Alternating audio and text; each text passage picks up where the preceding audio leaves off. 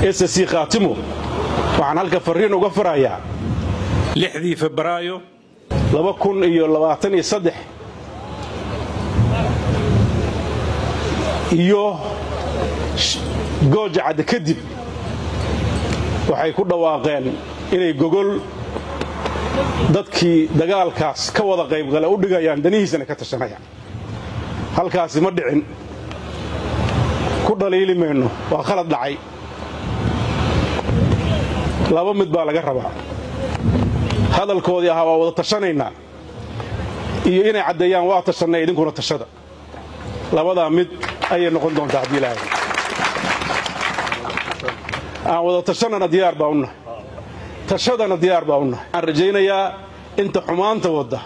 inuu xaq ilaahay garansiiyo waxba gidaar laga hadlo macna sameynayso qof walba wixii uu ka geystay laascaanood ubadka yar yar baa og